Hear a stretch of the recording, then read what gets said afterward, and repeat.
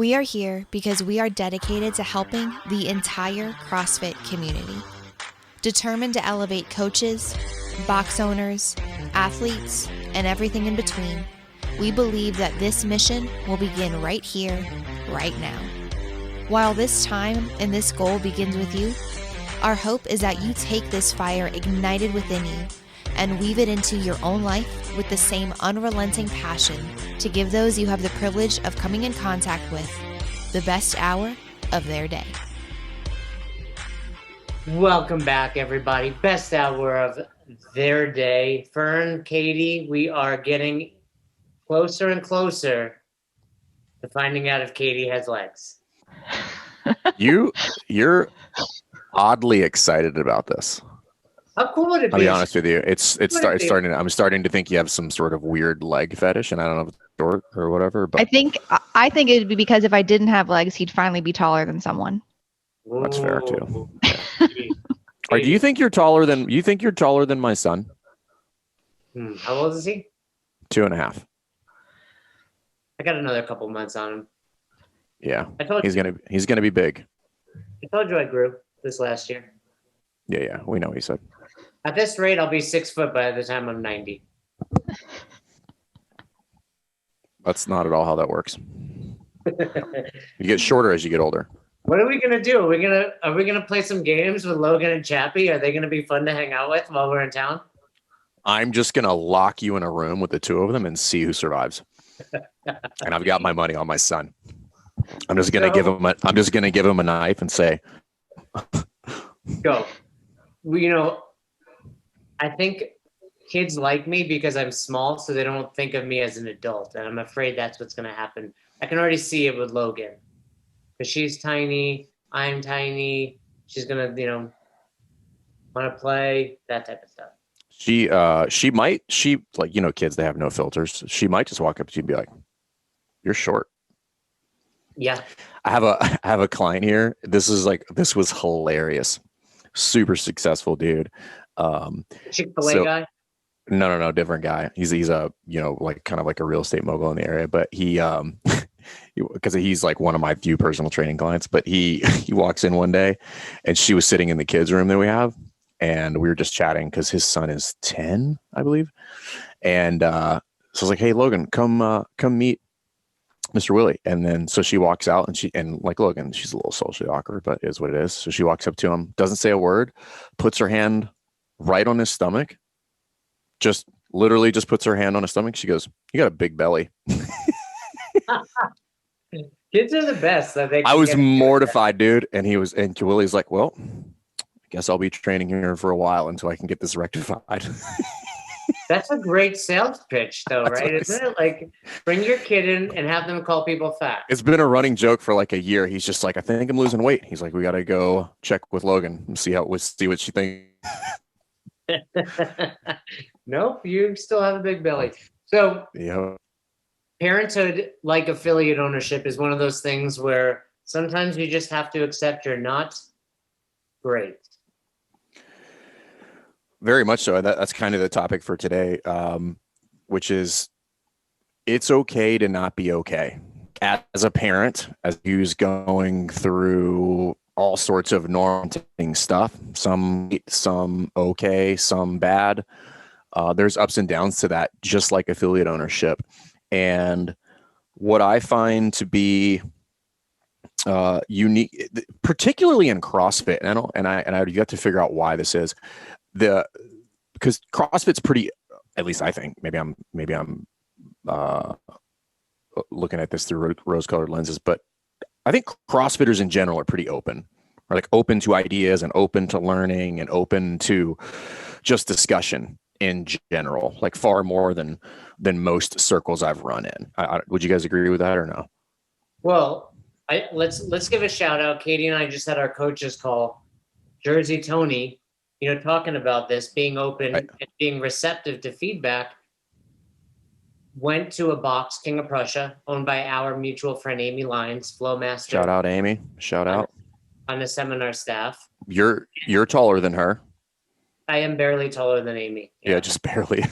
And he got up at 3:30 this morning to coach the 6 o'clock and the 9 o'clock class at King of Prussia in an effort to get feedback and an effort to get better as a coach. So, going back to what you said, but for context, like he does not coach there. He got there to drive there to get feedback. Yeah. He got up right, at 3:30 because he doesn't live nearby. Right. So, 3:30 is essentially the middle of the night. This dude literally got up in the middle of the night to get better as a coach. And first of all, if you're listening to this podcast, honestly evaluate, are you willing to do that? And the answer is no, because you've not done it. If you really were going to, now we've maybe planted the seed in your head. And we always tell people, if you want to, between Fern and I, we have a lot of connections, especially in the United States. You probably don't live more than an hour or two from someone that we believe to be a great coach that can help you. So hit us up for sure. Best hour of their day @gmail.com. Let us know where you live, and we will do our best to accommodate you. But again, it goes back. I told these guys on our call, like, whatever they want to achieve in CrossFit, they will, because they're putting the effort, the work in. And yes, while we're open and receptive, I don't think you finished your statement, but I would say more coaches than not aren't trying to get better. They aren't open. They get very, think about it. There's hundreds of thousands of level 1 trainers out there. How many are truly willing to get up at 3:30 in the morning? I can tell you, when I was trying to grow, I would go to CrossFit New England very often. I would work under Ben and Heather Bergeron just in an effort to get better myself. So, and that was after having my level 2. I think it was even before my level 3, but I was always trying to get better. So yes, I would kind of agree and disagree at the same time. So I'm kind of in the middle on that one, because I do think there's people that want to get better, and I think they're trying.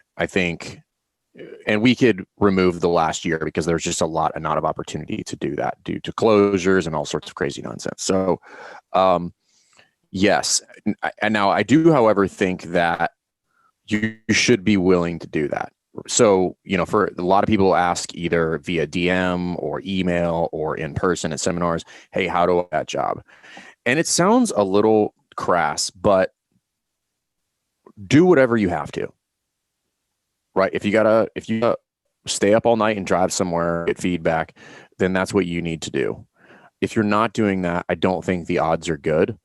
If you're not constantly seeking that out to work on the craft, to try in that group, you've been in that group for a long time. We've been in that group for 8 years, and I still find it to be an incredible privilege to be among that group of trainers. And still, I was thinking, I don't even know why I was thinking about this the other day. I find it weird to kind of be looked at as I guess, a little bit of a veteran in the crew. I find it odd to even have that kind of reference uttered with regard to my name, but we've been around there for a little bit. And the whole thing is it's like kind of, I guess, similar in line with like addicts, which is like, hey, the first step is acknowledgement or admitting that there's a problem. And I think coaches are more open to it. I think affiliates are largely not open to it at all. This idea that you don't know what you're doing. And that sounds accusatory. Is that right? Accusatory, I think it is. Yeah, it sounds accusatory, but it's not. It's just like new coaches. It's okay. It's okay that you're not okay at this thing. It's okay that you don't know how to run a CrossFit affiliate. It's okay that you don't know how to develop your coaches. There is no alternative. Like unless you've been living in this ecosystem, like at a very experienced box that has really high level coaches and that is doing well. But we know that those are few and far between that has both of those. If you were like kind of brought up in that ecosystem, you're probably just, I guess, normal in the sense that like you're as good as you could be, all things considered. But affiliate ownership is uniquely bad about just having the conversation, right? This is kind of like, I know people bring this up a lot about like depression in the CEO circles, or like, hey, listen, depression runs rampant in the CEO world and private equity and stuff like that, but nobody talks about it. Same thing in private equity firms, right? Stuff like that. They're like, hey, like suicide rates are crazy high, like people are depressed, they're taking a lot of antidepressants.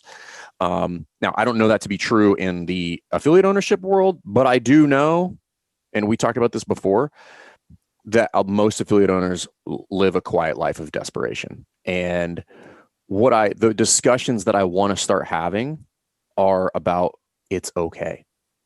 It's fine.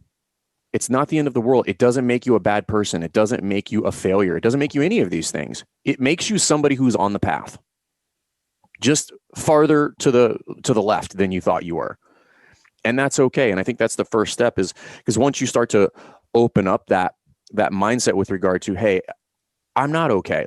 I'm not good at this, but that's okay. It doesn't make me lesser than anybody else. It doesn't make me not capable of achieving the goal. And it doesn't mean that I'm not going to get there. It's just an acknowledgement of my current state, which allows me to devise a plan to move forward.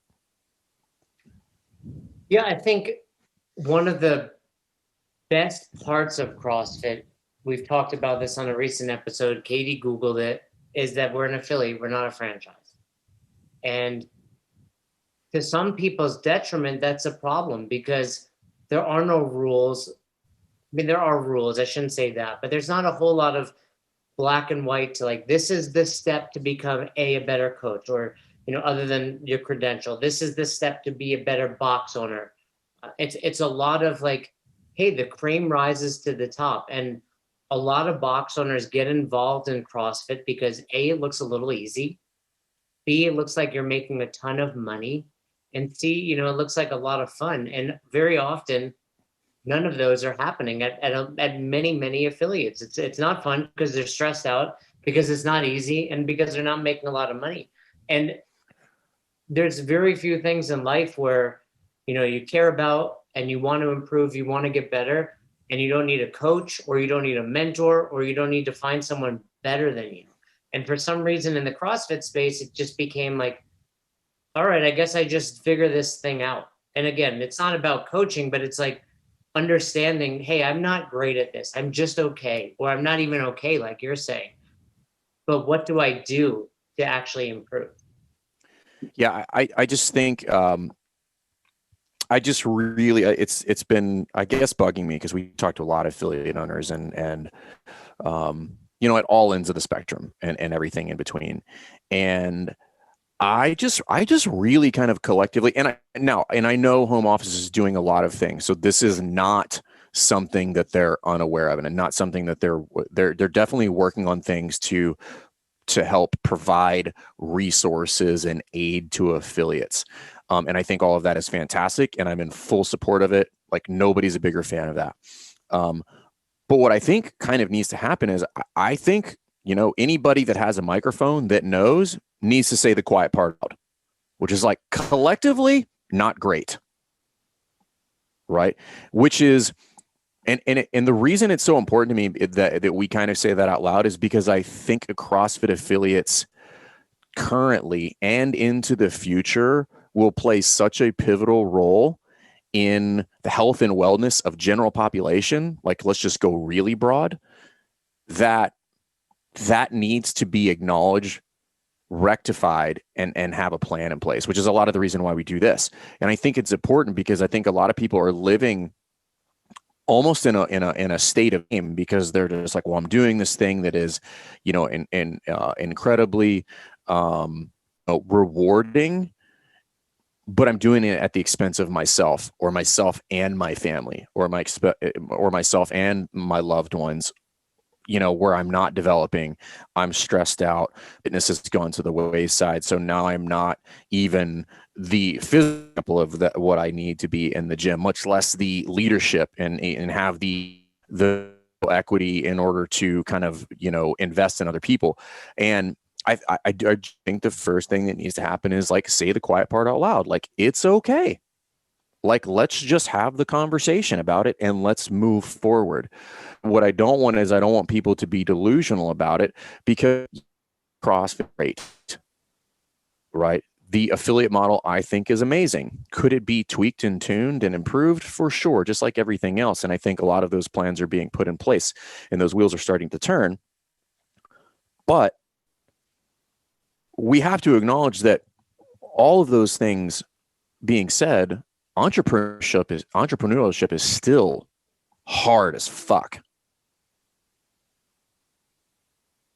Yeah, I mean, that goes without saying, right? I think if entrepreneurship were easy, you know, to quote the great Jimmy Dugan, everybody would do it. For those that don't know Jimmy Dugan, A League of Their Own, Google it. But it's not supposed to be easy. It's supposed to be hard. That's why, I mean, think about when the three of us were growing up, you know, or, you know, even to this day and age, like how many parents are like, hey, let's bypass this secondary education and let's figure out how you're going to make some money on your own, right? Even if you're like, hey, go to college, then do it. It's always like, and then become a doctor, a lawyer, you know, get a real job. It's not, and then open your own business, because I think the beauty of being an entrepreneur is there are no rules. And that's also one of the downfalls. Like, you need to figure this out yourself. And for most I mean, it's like anything. I'm sure 20% of the entrepreneurs in the world make up 80% or more of the success, of the money, etc. And you could probably take the same. I think that's probably high.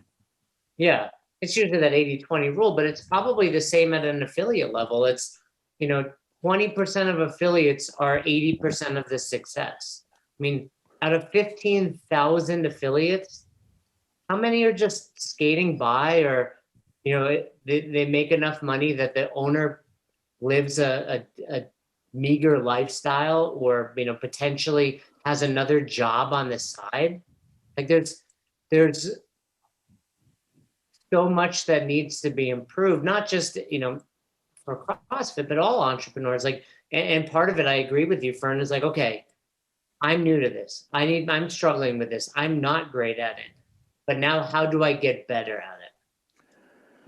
Well, so, and I think this probably has a flavor of financial success that, like Larry, which is, but that's not all we're talking about. Like, I'm talking about just genuinely being happy with your daily life. Like, one of the things that I find in Blue, like I've had over the past couple of weeks with people who are kind of finishing affiliate U, some of them, probably half of them are going into the grad program, is like, they're just happier.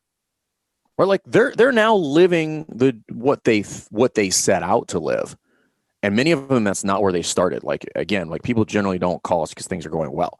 You know, like, that's more, and I've told all of them to the person, I'm like, that to me is more important than anything. It's more important than whatever your top line is, whatever your profit margin is it like you are genuinely happy with your affiliate, you get up to every day and you're fired up to go into the affiliate and do what it is you love to do. Like, that to me is paramount. If you chase that is in the same direction as excellence, which is also happens to be typically in the same direction as whatever financial success that you're chasing. But they're separate, right? Like, you need to try to achieve all of those. And what I really, really, really hope for most affiliate owners, because, like, I cannot think of a more rewarding profession than, like, changing people's lives like CrossFit does, then you should be happy doing that. I think when people ask us specifically about affiliate U and they're interested in getting signed up, one of the first things I always tell them is like, look, you need to make money. Your business needs to be successful. We can't be all fun if you're not making money, because it only lasts for so long. Like, eventually you need to pay bills, provide, you know, food for your family. But a very close second is, this needs to be fun. No one becomes an entrepreneur. No one opens a CrossFit affiliate with the expectation that not only am I going to struggle financially, but this isn't going to be fun. If you're opening your own business, you want it to be fun and you want to succeed. If not, you would just go get a real job. Like, there are definitely times in my life, and I don't know if you've ever felt this way, where I'm like, damn, especially pre-CrossFit. I mean, because I was an entrepreneur from day one, whether it was, you know, as a personal trainer in a box, I was chasing, you know, clients around town. But there were definitely times I thought to myself, like, man, maybe I need to just get a job. Like, maybe it'd be nice to punch in, punch out, not be stressed out and dealing with, work at all hours of the night, and at the, and just be able to clear my head, know that I'm getting a paycheck, know I'm getting vacation days, and maybe that would solve some of my problems. Now, I never wound up going that route because I would, those bouts would be short-lived. But I think it's okay that it ran through my mind, and I think it's okay if you're listening and it's run through your mind. This topic always reminds. So, for those of you that are kind of new to the podcast, you probably haven't heard Jay bring it up in a while. But I did play basketball at one point in my life. I'm kind of disappointed. You have not. Thank you. You've not brought that up in some time. You've been too busy talking about being a level 4. The one time. Is Division 1 the equivalent of being a level 4? Or is that, no, that's professional? That would probably be like the NBA. Yeah. So you don't realize you accidentally just gave me No, that was if level 4 was a real thing. The NBA is an actual thing. Like, there's a league, people play in it, they get paid. There's like you and Carl Stedman live on the same island of magical fairies and unicorns of level 4s. Steve Hadar commented.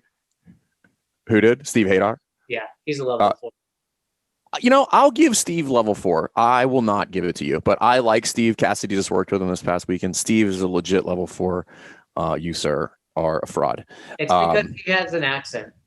It's true. Everything sounds more professional when you're British. You just sound like that's why people think Denise is smart. Shout out Denise, but it's because she's British. So no, but so I play basketball, and like to this day, people still kind of like joke about some of the shit my dad said in the locker room at halftime and stuff like that. But I distinctly remember a scenario in which one of the younger guys on the team, he might have been like a sophomore or something like that, and we were going through a little bit of a losing bout, and like we were just having like everybody was having a pity session in there, which is not really my dad's thing, just for anybody who's wondering. And one of the kids is like, "Coach, we just want to have fun." And my dad took a long pause. He's like, "Fun? Fuck fun. You know what's fun?" He's like, "Winning's fun." He goes, "That's what's fun. Winning is fun. So I don't know what you guys are talking about." And I remember that was like a life lesson for everybody in there. Like, okay, like you could be having fun and losing, but you're not really having fun. You just have this weird delusion that you feel good about it, but it's not really fun, and I think that's where kind of like a lot of affiliate owners live. Like, they're in air quotes having fun because they're kind of chasing this passion, but they're not really winning. They're not having fun. And when I say winning, there's obviously the binary winning, which means you're running a profitable business that provides for you what it is that you need. Okay. So like, I'm going to leave that pretty broad. And then there's the other winning, which is more important, is like you're happy. Your clients are happy. You're providing a great service. When you walk in there, the vibe is amazing. You're providing opportunity for other people, like all that stuff that falls in the winning bucket. And typically that's not going on.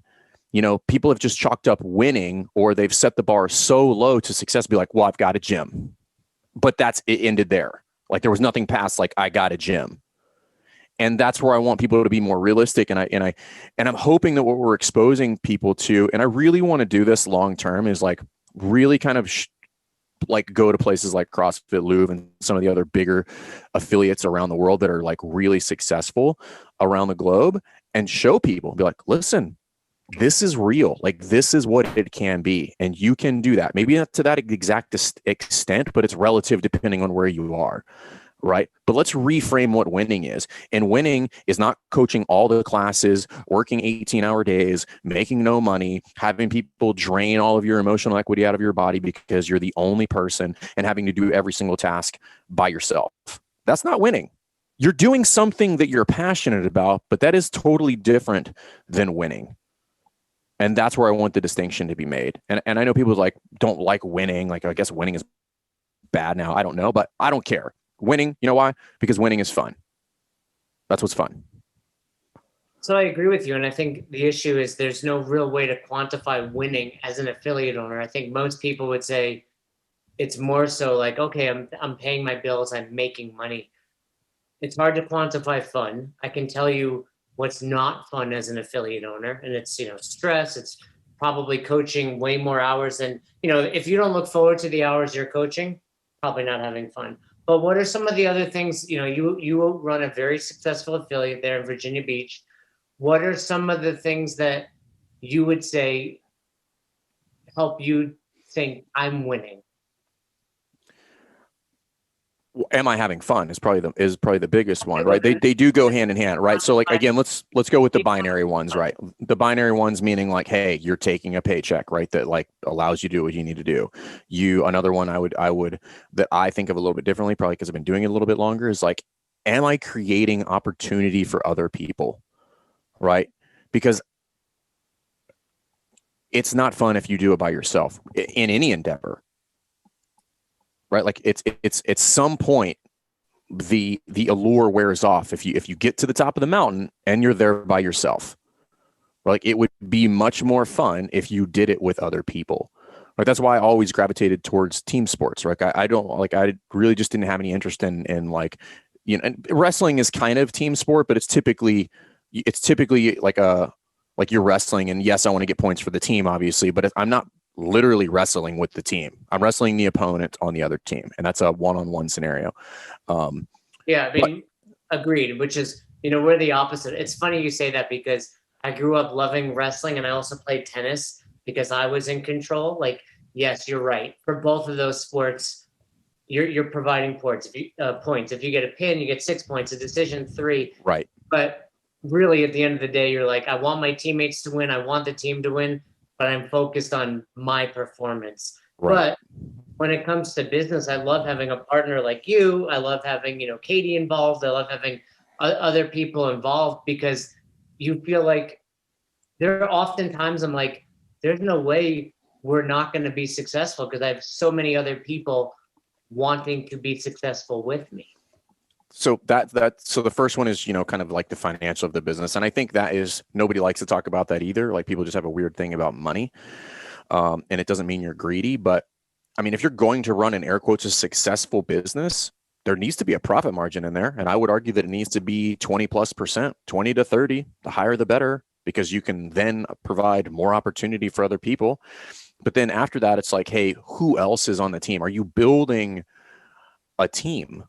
Right, like think of like there's a couple different books out there, but like Good to Great, Built to Last, like much of these concepts are built on the back of teams. Legacy is a great book. What was the other one that General Stanley McChrystal wrote? But same thing, but that one was about building. A book called Building an A-Team. Right. And I can't remember who the author is, but I think that is also an indicator of success. But again, just like fitness metrics or your weight, they're not the only metric for success. Just like financial is not the only metric for success. Like you could be running something that is a cash cow and can be a complete piece of garbage.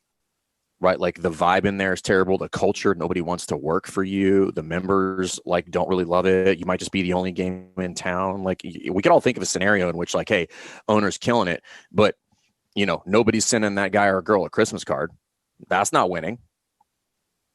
No, I absolutely agree. I think a lot of it has to do with and I got this from day one when I got involved in CrossFit. I admired Coach Glassman. And you can tell it was always about providing opportunity and experience for others. And that was always something that allowed me to, and now with that being said, it's a lot easier to do that when you're paying your bills, right? Like you have multiple full-time people. We have full-time people. So you do have to, let's not sugarcoat it. You need to be making money.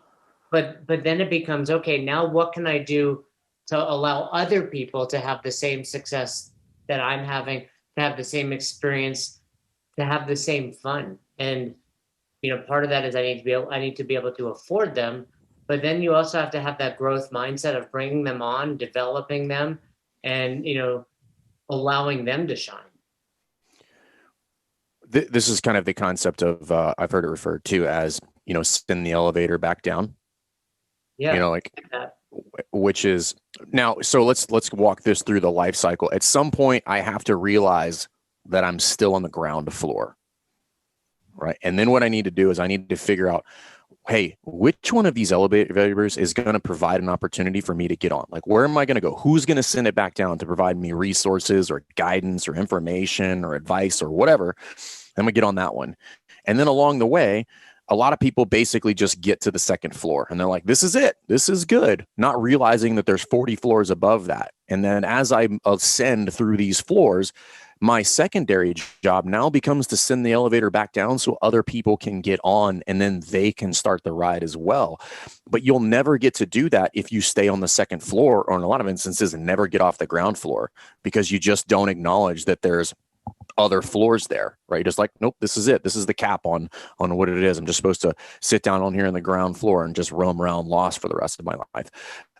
No, like there's more to it, and it becomes fun, and you can provide more for more people that way. And it's scary. I get it. It's super scary. It's super scary to make investments. It's super scary to put yourself out there. It's super scary to admit that you don't know things. It's super scary to try new stuff. It's scary to fail. And this comes from somebody who is pretty okay with failing, like alarmingly so. Like to the point where like people are like, that dude doesn't give a shit about risk, But I would tell you, I'm just not as averse to it as most people, but failing is still scary. Like I've had some serious failures in affiliate ownership that I was just like not really entirely sure I was going to recover from. I was like, this might be it, So all of those things are scary. Like, do you have any examples of where you were failing and thought potentially this is it, I'm done? Yeah. I mean, straight up, I'm an open book, so probably right around year 10. So we're getting ready to finish, maybe it was year 9, but like it was going into year 10. I made probably some of the biggest mistakes of ownership. Like we tried to do too many things. We stretched ourselves too thin, and we lost big. I mean, well, let's just say that we took 4 shots, all 4 of them missed. What was, do you mind? Can you talk about it? Multiple locations, multiple programs, like all just went for shot for the moon. And I was basically riding a tricycle. And I was just like, hey, you're not going to make it to the moon on a tricycle, bro. It's not happening. And lost a ton of money, a boatload, more than I would ever want to lose in that process. And now here's the flip side of that. Number one, I don't recommend that. You don't need to do that. But the outcome of that, the lessons learned, painted a whole new picture for what success can and should be. That we got to way faster. Because in those errors, it's just like technique, right? It's just like, hey, it's not that errors are good. They are an unavoidable, electable part of the process of becoming better at what you are doing if you are chasing virtuosity.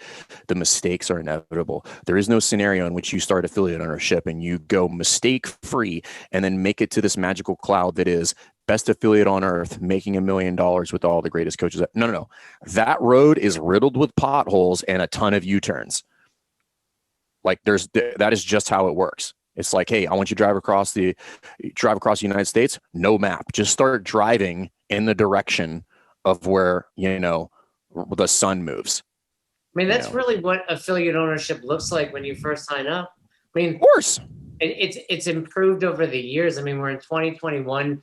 There are companies like ours that coach people, but I mean, you still have to find those, right? It's not like you when you put in your application to be an affiliate, CrossFit sends you back, hey, here's some best practices. By the way, talk to Fern and Ackerman. They do it well. It's like, okay, cool. Do you have a website? And I don't even know if you still need to have a link to the CrossFit Journal. But I mean, other than that, and you need insurance, there's it's like the Wild West still. Which is fine. Like I still, there's a lot of that kind of libertarian attitude that I like. Right. And I forget who was talking about this, but that kind of that fine line of like, hey, an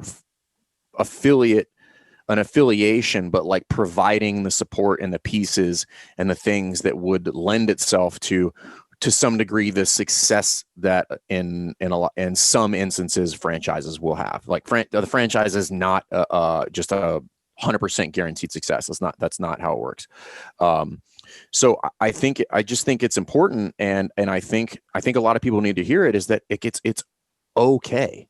Like I've been through that at different spots in, my athletic career, my military career, my entrepreneurial career, where somebody just put their hand on my shoulder and was like, it's okay. You don't have to beat yourself up about this, and you don't have to feel ashamed about it. It's part of the process, like it just is what it is. That's something that gets overlooked in the entirety of the world. Like, not to get off topic, but social media plays a big role in that too, right? Like, okay, you see other boxes and you think they're thriving, that they're, just crushing it. And you don't know how they're doing. No one's putting the fights they're having with their coaching staff, the crappy classes that run 20 minutes over, the arguments they're having with their significant other because they're stuck at the gym late. Like, we don't see that. We just assume, oh, they have 20 people in their 6 a.m. class, they're wildly successful. When in reality, we don't know that. And I think there's this, I'm a fan of Jocko. I'm a fan of a lot of these other Gary V motivational type speakers, but I think we forget, oftentimes we compare ourselves to the Jockos, they're like the 0.0001% success stories. You might compare yourself. I'm not comparing myself to Jocko. I'm not getting up at 4 a.m. to work out. Jocko makes you feel like a lazy turd. I told this to my, I've watched an interview with Jocko on the Lex Friedman podcast, and I'm like, man, I'm not getting up at 4:30. I'm lazy. So, but the point is, it's okay not to get up at 4:30, and it's okay not to, be making $1 million like Gary Vee says you should. It's okay to be okay. Yeah, it's okay. All of that is okay. I just want people to be more realistic about where they currently are, which is just acknowledging, like, what is the real no shit state of my affiliate? Is it good? Is it bad? Is it great? Or is the answer, I don't fucking know? And it's okay. Katie's laughing.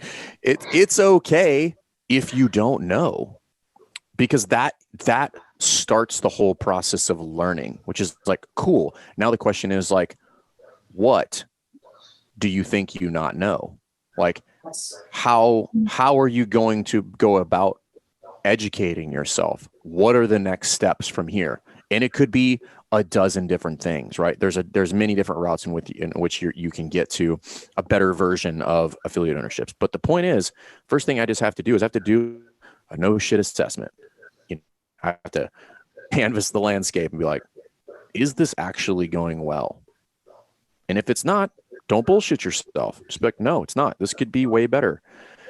And if it's going well, don't rest on that. How could I improve? What do I think could potentially come down later that I'm not prepared for?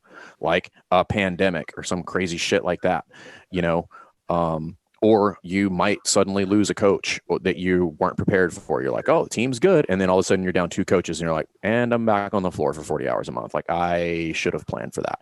So these are the things. It's okay to not have this perfect business. And I don't know. I just find it really annoying that some people paint that picture. Be like, well, this is what it is. And if you have that, everything will be good all the time. And I'm like, bullshit. That's not how it works. This is the same. It's the same level of irritation when people talk about balance. You should have balance in your life. You gotta have balance. You gotta make sure that you're working out 4 times a day and, running a great team. And I'm like, what fairy tale land are you living in, bro? Like, that's not how that works. I know 0 people that have any level of success that did it with something that would resemble balance. Because I think there's a fundamental misunderstanding of balance. Most people think of balance as like equity. They're like 50-50. I'm like, no, balance for success looks like 99-1.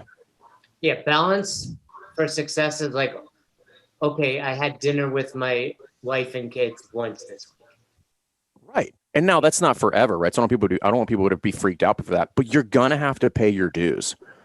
You're going to pay your dues, and you're going to pay them later. You're going to pay them earlier. You might have to pay them in the middle. You might pay a little bit more on the front end than on the back end. But if you think you're going to get out of there without paying your dues and without getting some scars along the way, I'm here to tell you, like, it's not going to happen. And that is okay because just how it works. Well, I will say this, like one thing I encourage a lot of people to do in seeking balance, which agree with you, it's not real when you own a business, like, and that is okay. And that's part of it. Too many people do promote that, like you need balance in life, but part of that might look like, I put up a post recently, like close your gym on the holidays or close on Sundays, or at least take a day off. You know, if you're married and you own a box, it wears on your significant other as well, even if they're not involved. Like have a day where you spend time with them, have a day where you avoid the gym, you avoid talking business. And that might be balanced. Like, but again, that's 1 out of 7. That's not right equal like you're suggesting. It's just like, okay, I have a day off. Like, cool. One thing that you brought up, and I think this is what box owners, coaches, anyone in life should be doing, is you mentioned kind of having this list. Like, I think that's where it starts. Write a list of where you're not okay. Write that list down. And then maybe almost like I would encourage someone to cue a fix. Like, okay, knees are going in. Well, what's your verbal cue? What's your visual cue? What's your tactile cue? And you may not have those, obviously, but what are 3 things you can do long term? And then maybe break that down to like, what's one thing I can do today? Right? Okay, let's role play. I'm running a box. It's like paying the bills, but man, I'm coaching every single class, like literally 100% of the classes I don't have a coach. So obviously that's where I'm not okay. I'm struggling. I need help. Okay, I need a secondary part-time coach.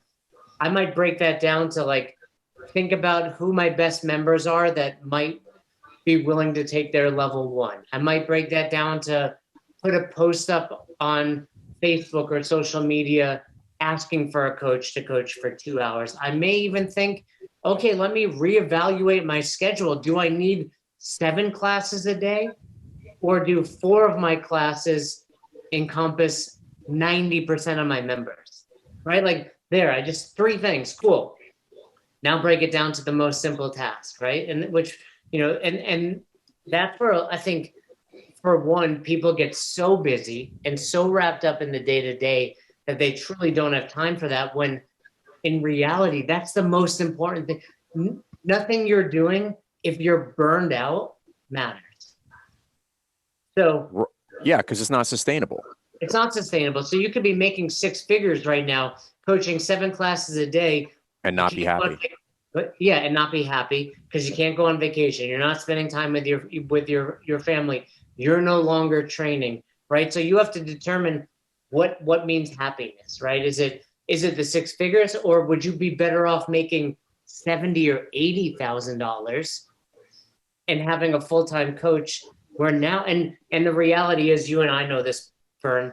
If you do that, you're gonna eventually, probably quickly, be past that 6-figure mark anyway. Right. Yeah. And so that whole process that you walked through there, and we could just kind of summarize it like this, which is like, it's okay to not be okay. At the same time, it's not okay to continue to not be okay. You have to do something about it. You have to take action. You have to seek out help. You have to acknowledge some things yourself personally. But again, it starts with like, it's okay to not be okay. But now I have to also acknowledge like something must change. If nothing ever changes, then nothing ever changes. And I will continue to be in this rut, or the toilet bowl just circling down to the bottom. So I need to do something, because at some point I need to get out of that mindset of not being okay to get to something that looks like happiness for me, whether it's financial or time or family or whatever it is, or a combination of all of those. It's your life. You deserve to be able to do that because you took the risk to open up a business and sacrifice, in a lot of instances, everything you have in order to pursue this endeavor. So I think everybody needs to understand, like, because you had the balls to do that, you need to be okay with acknowledging that. But now what we need to do is be okay with understanding that it's not okay to not be okay anymore. So you never miss an episode of the podcast, subscribe to our YouTube channel and on all major podcasting platforms at Best Hour of Their Day. Thank you so much for tuning in and for being a part of the best hour of our day. See you next time.